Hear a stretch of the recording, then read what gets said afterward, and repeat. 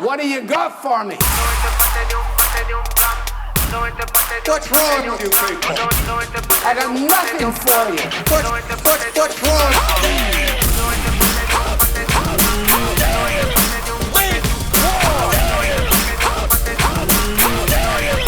You're not David. How y'all feel this morning? I feel rotten. That's how I feel. Well, that was enough for me. We could have had the benediction right there. That was so good. What's going on, everyone, and welcome to The Reformatory, the podcast for the local church and by the local church, and we are your local churchmen. My name is Josh, and I'm here, as always, with my man, Captain Jack. Jack, sir, how are you, sir? It's good to see you. I'm doing well. Good to see you. Yeah. I feel like in the midst of all the moving that I have been doing, all the unpacking, YouTube people will see it's a different background. Hopefully this background is going to change. We haven't set up the studio yet. We haven't set up the office, the study, if you will. So it's just blank wall and a chair. Like, this is bare bones. This is bare bones right now. But we're coming to you live, finally, from Cedar Woolley. And we are pretty much unpacked. I just have the work of actually setting up a desk and getting all the electronics plugged in and stuff in the background, and so much to do, so little time. But it is good. It's good to finally be recording again, too. I think last week we've been having this entire week has been plagued by tech issues. It's been over and over and over again. We were talking to our patrons earlier, and we finally got it figured out. So we're coming to you. We're here. We're live. We're finally ready. Jack, how's your week been? Has it been good, Ben? It's been interesting. Interesting. Gosh. Yeah, it's just the thing about recruiting is you get territories where there is not people. There is not qualified people in those and I'm talking about the Montana territory. Calling them out. It is looking at you, Montana. Dude. You literally go on Indeed and you try and look for a certain position that's more like what we need, right? At auto body shops. And it's just not there, dude. It's just like everybody is like a retiree who lives in Montana right now. And I'm like, how are you surviving, Montana? How do you live with yourself? So, I'm going full Papa Sprol right now with my Got DC. that Diet Coke. Yep, Going full man. Papa Sprol right now. So. Where are you on the Diet Coke versus Coke Zero? Because I think I firmly fell into the Coke Zero realm. I will prefer Coke Zero. Yeah. But if there is Diet Coke to be had, there is Diet Coke to be had. So it's true. 100%. Beggars can't be choosers. I also have zero clue what the difference is. I know there is a difference. I can taste a difference. Yeah. I don't know what it is, but Coke Zero and Diet Coke seem like they should be the same thing, but they're not. If I remember right, Diet Coke was more like the aspartame kind of flavoring versus I think Coke Zero uses some sort of sodium kind of it uses that as kind of like to mix and match it up. So but sense. I do prefer a Coke Zero, but I will not turn down a Diet Coke. There we go. So well, listeners, let us know in the comments of this app, what do you prefer? You guys, Diet Coke, we might put a poll up on the Twitters and the Instagrams, DC versus Coke Zero. That would be interesting. That'd be interesting. But Jack, my friend, before we get into things to talk about, fun things, interesting things, why don't you give us the Reformatory Cigar of the Week? What do you have for us, my friend? So we are continuing our kind of series in the sense that we are matching up the first letters of cigar companies with the first letters of the month. So we have dubbed January is Hoya de Nicaragua month. So What that means primarily is we debut cigars from Hoya de Nicaragua, and we give them to you, the people, trying to give the people what they want.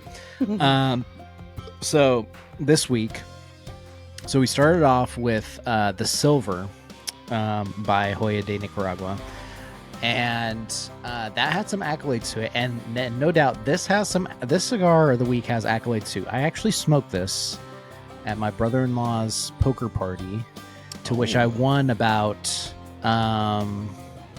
over a dozen hands of poker in. So look at you, getting a little, a little bit studious. But I should start calling you Blackjack. Oh man, here's the naming convention. Just completely changed. Exactly. How many nicknames can we get? Exactly. Yeah. So this is the Hoya de Nicaragua Antonio 1970 Churchill. Okay. This is the 2022 number 13 cigar of the year by Cigar Aficionado. So in its name, so this comes in many different sizes. So there is a torpedo or a bellicoso. There's also a robusto. Those are a little bit down on the scale because of the flavors. You're not going to get the same flavors as you do in a Churchill. And that's for any cigar, to be quite honest. If you have good flavoring in a robusto cigar that you like, try it in a Churchill. Those flavors are going to go like through the roof. It's just going to be a different cigar, and you're going to have probably more flavors in it. Yep. So basically, it's really just this is a pure Nicaraguan. Like, this is not like the other one where it was just like a mix. Like, that Silver was like the first outing for Hoya de Nicaragua to go and use different tobaccos from different countries. This is like a pure Nicaraguan. Like, everything, filler, binder, wrapper, everything is Nicaraguan. It's a medium to fuller kind of tasting cigar. Really, I mean, it has a lot to do with the owner. So the owner kind of tried to make a typical, like, quintessential Nicaraguan cigar. Mm-hmm. And so he tried to pick like the best tobaccos in the country to like represent like Nicaragua and stuff like that. And so it has a lot of, I will say it's pretty earthy, but it also has this balance out of sweetness as well too. I could be mistaken because I also smoked an apostate. That box pressed. Oh yeah, that starts with a Z. That is a very floral cigar. Yeah. So it could have thrown off my taste buds for this one as I smoked this, but I thought this was a delightful cigar. It just has that good balance to me. It has the earthiness, which I think Nicaraguans are known for that, but it also has this sweetness aspect to it as well too. Mm-hmm. And so, yeah, I think that this is. I mean, it lives up to. As far as smoking potential, it's all there. The flavors are all there, everything like that. Good smoke output, good burn. The MSRP is around $11 to $13. So for a Churchill, at $11 to $13 is pretty good. Yeah, so sure. Especially if it was number 13 cigar of the year in 2022, which is about 2 years ago. So, yeah. Highly recommend this cigar for you. Go check this out. Like I said, it is called the Hoya de Nicaragua Antonio 1970 Churchill. Okay, so there you go, folks. Well, there we go.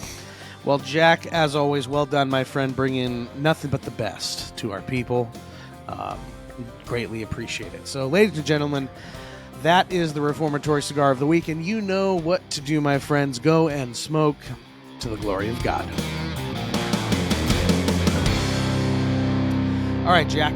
So today we're gonna talk about. It's actually a topic that we've covered before, but as all good topics, as all biblical topics, they bear repeating. They bear revisiting, if you will.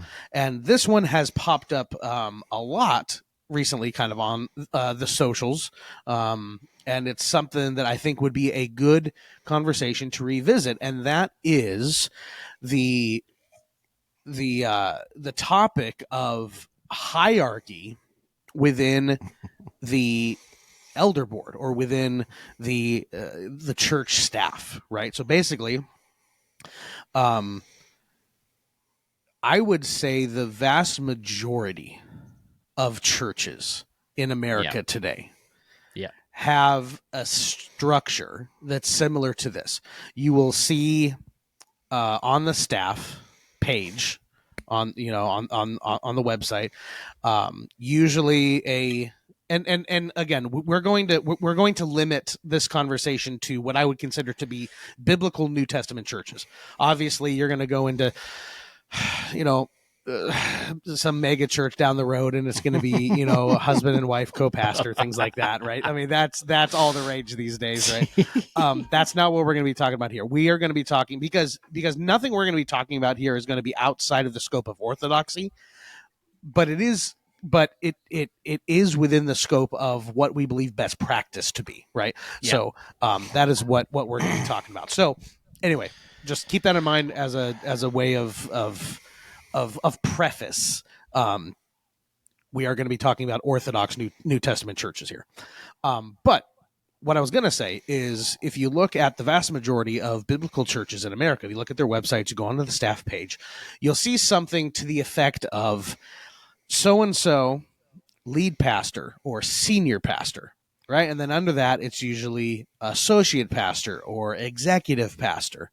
And then you go under that and then just kind of, and then after that, it will usually, you might have a youth pastor there, possibly. You might have a worship pastor, things like that.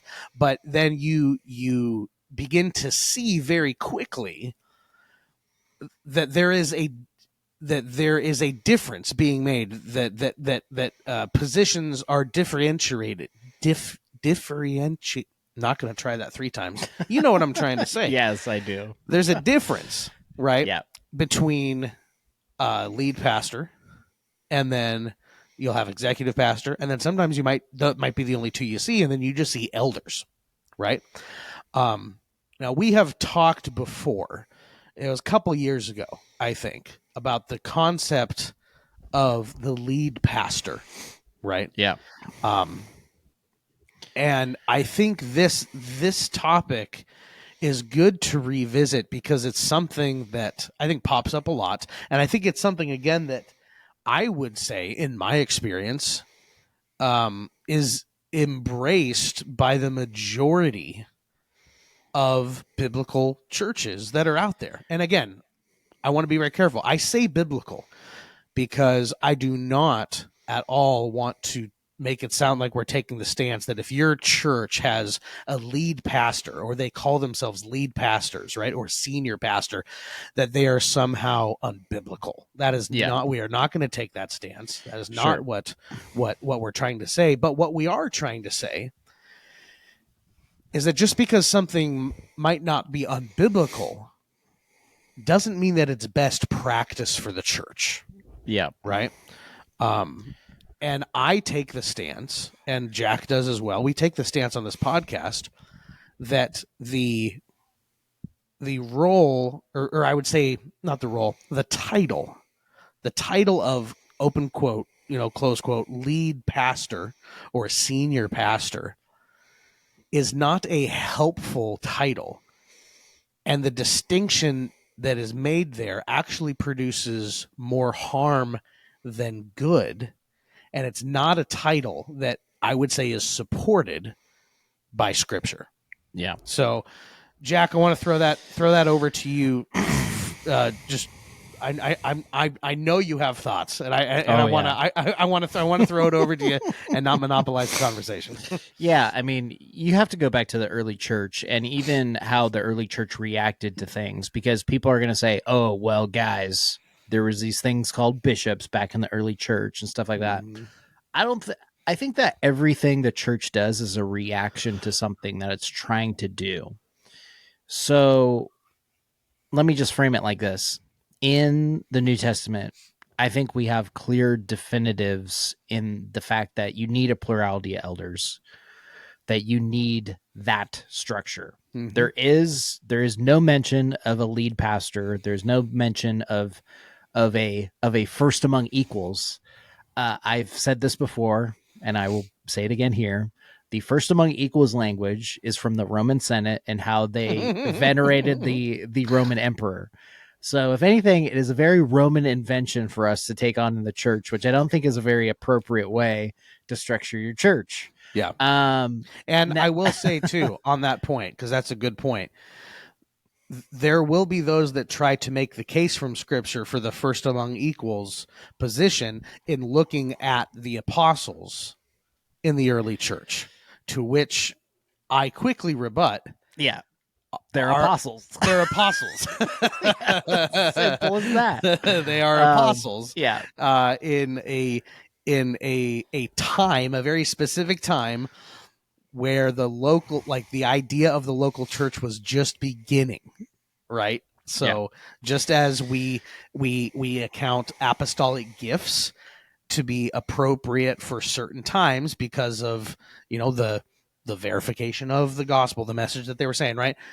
I believe that position, that first among equals, where you do see like these apostles having authority over, the churches, was very for a very specific time in a very specific context. Okay. Yeah. So And that being we said, yeah. we can even see this structure in the epistles themselves, where the apostle Paul is calling out the elders, plural, of Corinth, Right. because of the fact that they're just not leading, that they're just not doing things and they're letting things slide, right? Right. And honestly, it doesn't get better in history. You read other different deuterocanonical epistles to the Corinthians, Mhm. and the Corinthians will kick their elders out and then reinstate them back again because another apostle wrote them a letter and it's like, you bunch of dummies. Like you need to be under a plurality of elders. you bunch okay? of dummies. So, Stop but playing with the communion wine too. I know, Goodness. seriously. But you see this, like some people will say, well, why in the church do you have bishops? And how does that come about? Well, those are reactionary things to, I would say, persecution. But episkopos and presbyter, which are simultaneously two interchangeable words for how we get the word elder, where you get bishop and presbyter, or basically elder from, right? If you think of the word presbytery, Right. obviously in that kind of polity, you think of presbyter. Mhm. But those are two different kind of similar titles. And I think the problem that the church does is we focus in on one and we give more power to one because that's just the way that humans work. Well, it really is. And like you see that with Israel too, right? Yeah. Israel always wanted a king, right? And we as people are naturally wired to want a leader and to follow a leader, right? And it's going to naturally happen whether, like, if you don't set up the safeguards to not let it happen, right? And so I think that when people say, well, you're being rash, or you're not being, logical in your deduction of a polity of elders that has no lead pastor, I would just go back to the history of the early church and just say, no, they had plurality of elders within those bodies. Looking at the epistles, I can see that. And you can entertain some ideas to the ways in which that comes about, though. So how Paul commissions Timothy, but he still commissions Timothy to make a plurality of elders. Right. There's no concept in which Paul tells Timothy he is the lead elder, and thus everybody else is subservient to him, right? I think it's and this is stuff that we talk about a lot, Josh and I do, about the corruption that's happening in the local church from consumerism and capitalistic ways of thinking and structuring leadership. And really, I think, honestly, the modern invention of the lead pastor is because we have let this kind of consumerism and business model seek in to where we need some sort of CEO over our church. The same way that the Israelites wanted a king, we in our modern day need a CEO over us somehow, right? Right. And it's just, and honestly, I think that is pretty ridiculous because right now in my local church, we do not have a lead pastor. We have a plurality of elders and pastors, pastor elders, and each one of them is doing something out of their gifting, and it does not conflate with or override the fact that they're still working together on this team going forward. Right. And so for people to say you need some sort of lead elder because without that you don't have any structure, that's just, I feel like that's an anecdote that just doesn't work out because people don't want to take the time to actually institute a plurality of elders. Yeah. Because they have a hard time maybe with their egos Yeah, sure. of thinking that they are actually better than other elders. Maybe that's the case. Maybe it's a case of, well, that's just the way we've done it, so why don't we keep doing it? And it's like, well, how about we be biblical about this? Yeah. And actually like lead out of what scripture has like given us Right. as polity goes. Yeah. And by no means is this a knock against maybe our more capital R reformed leaning brethren who do have, I will say, they do have like a plurality of elders, but there is a difference between that plurality elders and the reverend of the church or the minister of word and sacrament. Right. There's that certain person that's appointed amongst them. But yet again, I will say just because certain cultures have venerated ideas about there must be a first among equals, that does not mean that we need to adopt it within the local church by any means. Right. Just because modern culture says we should, or history says we should, or business says we should. Yeah. You should be looking at the fact that there are appointed men that are working together within that local church to shepherd you well. Mm-hmm. And it has nothing to do with who leads the church. Like you should have multiple people leading the church in one direction. Right. It shouldn't just be this one guy who needs to be venerated out of the few in order to be some sort of CEO or spokesman. Right. I just don't, I think that I have some bones to pick with that as well too, because I think that model has been abused a lot by churches. Well, it has, and it just hasn't benefited anybody in the ways of shepherding and transparency goes within the local church and that eldership. So yeah. Well, I would actually argue that so many of the churches actually set their pastors up to fail when they put them in that position, because when you're put in the position of lead or senior or something like that, right? Even in the best case scenarios where, it's merely a title, right? You have to realize, and this is where I think it takes discernment and good shepherding within the local church. You have to realize that even titles have the ability to cause different perceptions in the eyes of the sheep. Yeah. Right.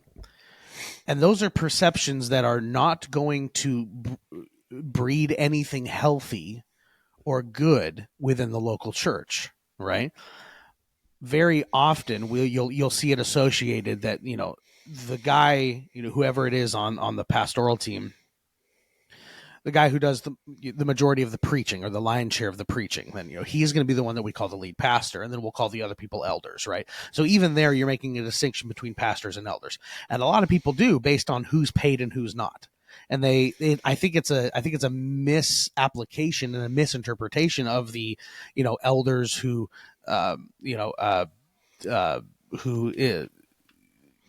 basically who preach are deserving of double honor, which means that they should be supported financially if they are doing the lion's share of the preaching, right? It's a misinterpretation of that verse, in that verse is somehow making a distinction between the types of elders on the team.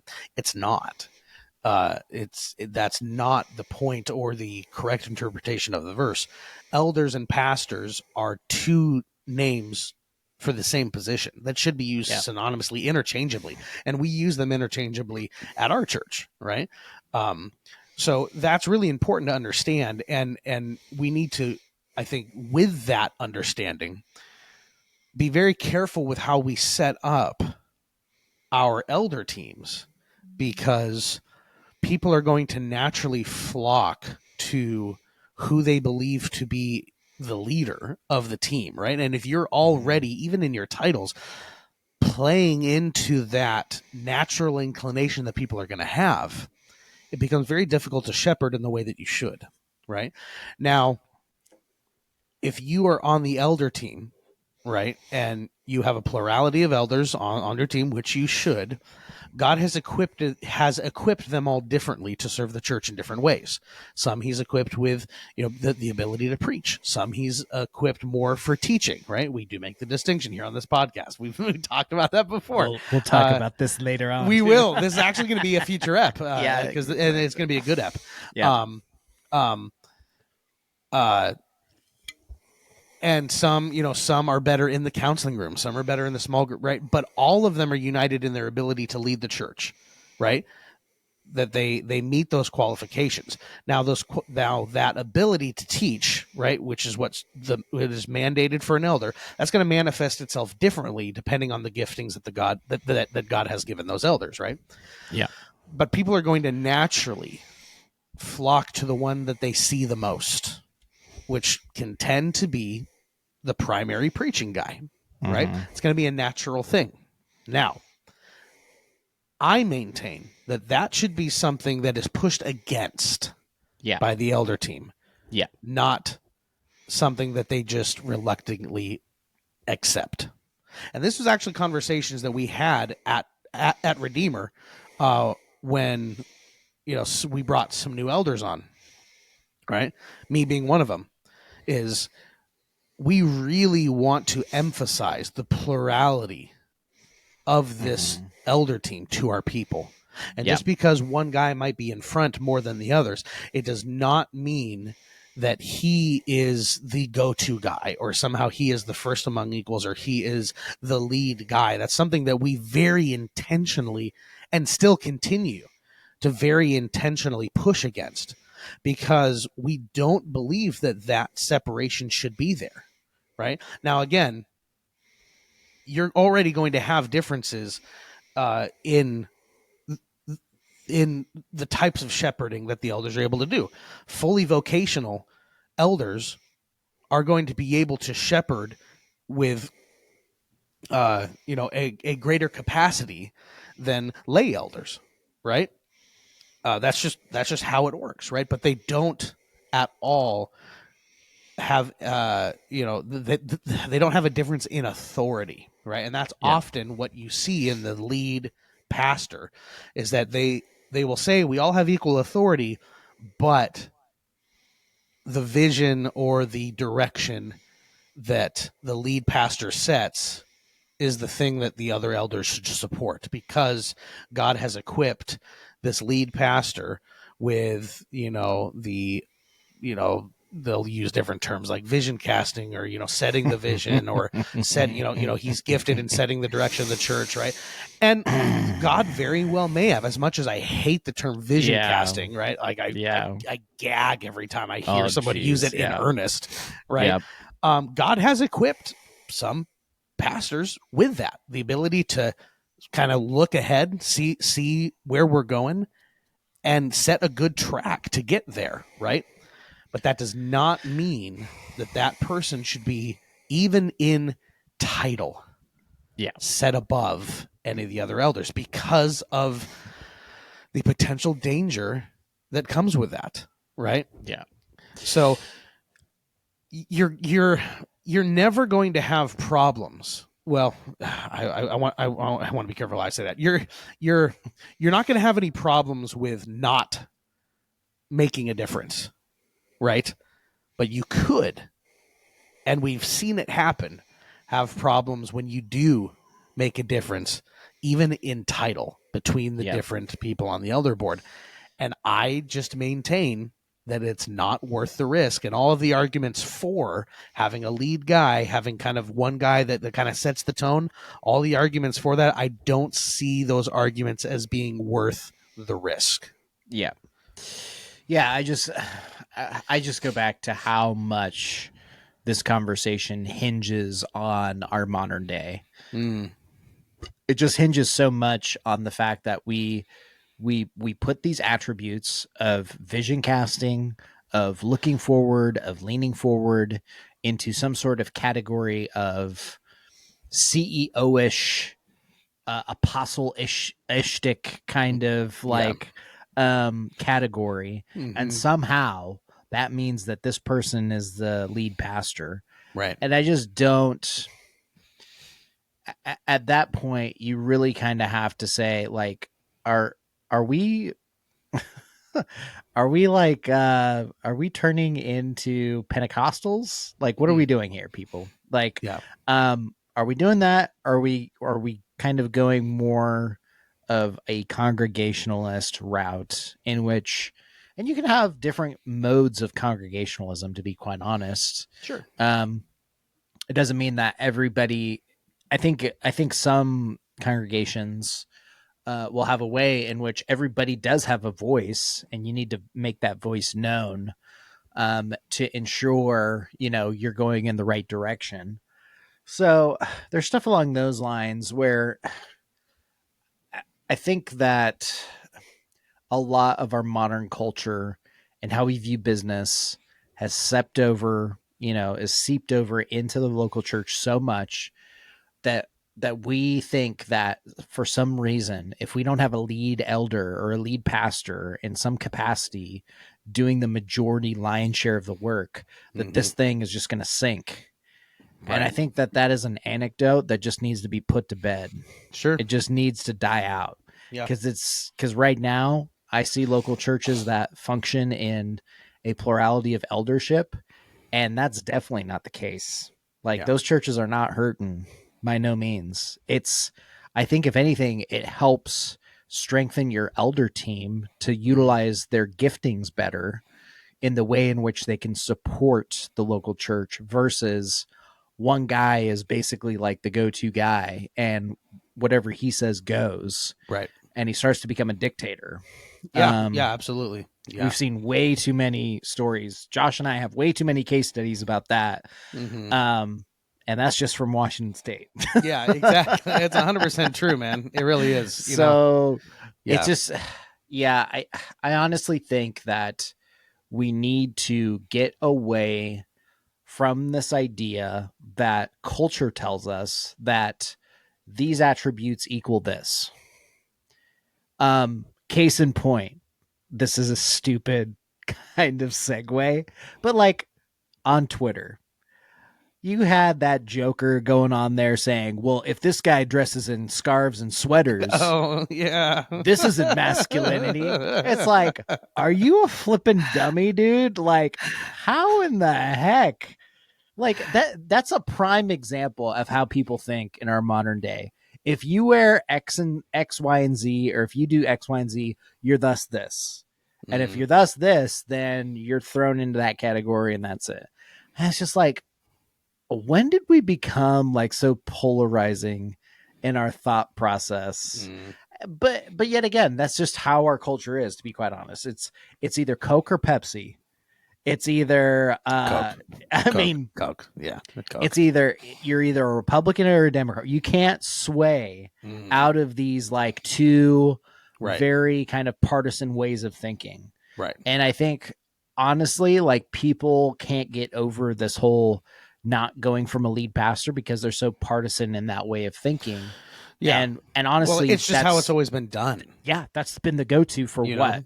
I would say like 50 to 60 years, maybe. Probably more. Way more than that. I mean, yeah. It's, I don't even think, I'm sure if we looked into the history of it, it's probably not even a strictly American thing. Right. But it's based off a model that I think we see a lot in America that just enforces it.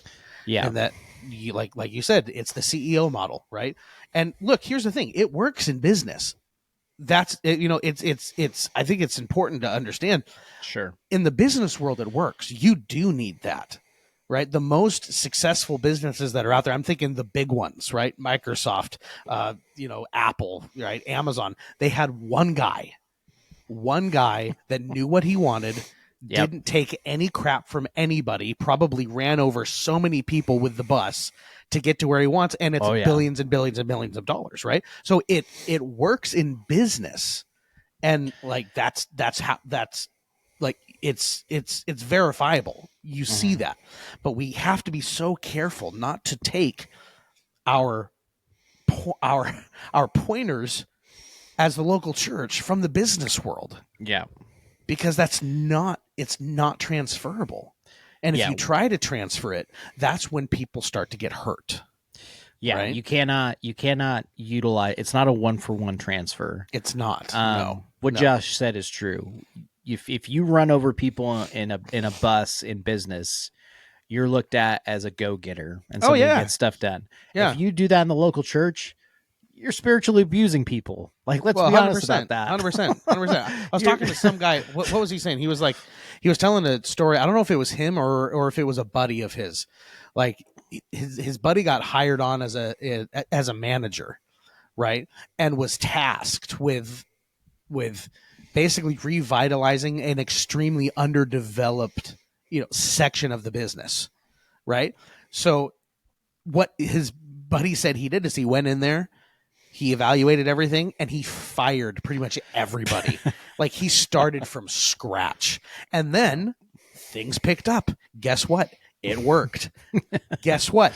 You can't do that in church. You can't fire your That's members. not how it works. That's not right? how it works. Right? It works in business, right? But it does not work in church. You can't just go in and clean house without any, without any thought to shepherding, right? Or things like that. Yeah. So that we see the breakdowns very easy if we just take the time to look at them.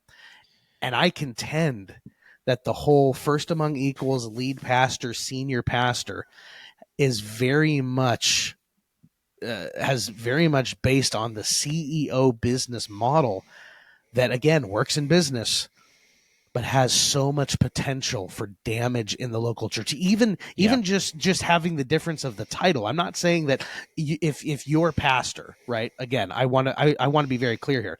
If you're listening to this and your church has a lead pastor or a senior pastor, I'm not saying that they are a ticking time bomb. That's not at all what I'm saying. I'm saying that church now has to, I think, work extra hard to make sure that the people aren't all just gravitating toward one guy. Yeah. And that's hard to do. Yeah. It's hard. It makes shepherding more difficult. Yes. Even though some will say it doesn't. I don't believe them because I've experienced both. So again, there's a lot more that could be said there. We are not at all saying that if you have a lead pastor or a senior pastor that you're in a bad church or you should consider moving churches. We're not at all saying that. We just think it's a valuable discussion. We think it's a valuable discussion because of the times that we're in, because of the culture that we're in, and we are a people that should be constantly reforming, constantly looking to see how we can become closer to what Scripture says, right? And that's honestly the heart of this conversation, is how can we best shepherd our people? How can we best love them and care for them and lead them the way Scripture tells us to?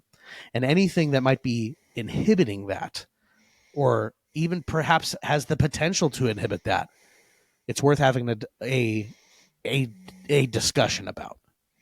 And yeah, that's basically what this is. But Jack, there's so much more that we could talk about. But Big Eva has sung. We have to get to some Patreon apps because our patrons have waited very patiently through our tech issues that seem to be resolved now for the time being. So we have to go give our patrons some love. And I got an Amazon package that I'm very excited about that I'm going to open up on the Patreon because I'm going full nerd. I went full nerd.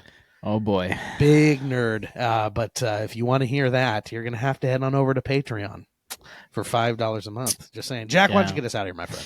Ladies and gentlemen, boys and girls, if you appreciate Josh and I's concern and care for the local church and how it's structured in its polity, you can follow us some more on the different sociable platforms, if you will. Mm-hmm. I was notified today that it is my 11th anniversary on the sociable, formerly known as Twitter. Oh, X, 11th anniversary. Oh my goodness, dude. I'm a preteen of X. Woo. That sounds absolutely like Your voice, a mate, charge. is just starting to crack. I know, like you're right? just getting a little hair on the upper lip, just a little bit. But you still play with Legos, so Yeah, this you know, is not, true. Not quite there. I still play with Legos on occasion as well too, so Oh, yeah, nothing Legos really are- changes. So you can follow us on different sociable platforms to ask us questions, give us ideas for different episode ideas, or if you want to DM us about any endeavors that Josh and I do, or hobbies, or anything along those lines. Let us know on the Facebook, the metaverse, if you will, the Instagram, goes well with chocolate and marshmallow, or the sociable formerly known as Twitter X. You can find us all at the tag at Reformatory Pod at those different sociable platforms. Josh, like you said, you can tell the lovely people how they might give us some kashishe over to the cause, if you will. That's right. If you would like to support the Reformatory and get some pretty cool stuff along the way, there are a couple ways you can do that. You can, well, there's actually one way you can do that. There's other ways you can support, but if you want stuff, there's one way, and that is Patreon. We have a Patreon for $5 a month, very cheap. It's like one latte a month. You could become part of the exclusive club, the Podluck, as we call it. You have an exclusive invite, exclusive rights to the very exclusive club. How many times can I say exclusive? Exclusive. Just one more time. It's exclusive. Right? Exclusive. And for $5 a month, you could get bonus episodes, right? We have a Reformatory chat. It's pretty cool. You get our main episodes early. And if you choose to do that for $5 a month, you too can become a Patreon supporter, and our pledge to you is that your name shall be hallowed. Hallowed, sir. Hallowed. Hallowed in the halls of this podcast. This is our pledge to you. We have YouTube. You can head on over there, give us a little like, follow, subscribe, ring the little bell for notifications. If you listen on Apple or Spotify, give us a little rating, maybe a little review. We'd really appreciate that. I think that'd be a lot of fun. Send us questions for future mailbags. We would like that as well. Yes. Well, we thank you all for listening, my friends, and we will catch you on the next step of the Reformatory.